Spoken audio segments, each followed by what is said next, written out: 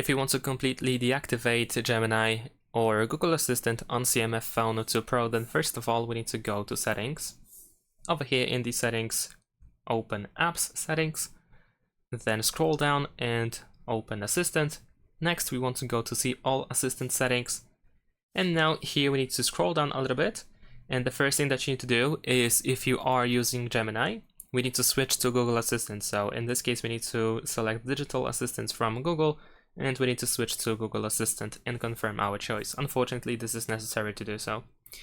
And after that, we need to choose General, and over here we have Google Assistant options, so we can tap on the switcher in order to completely turn off Google Assistant.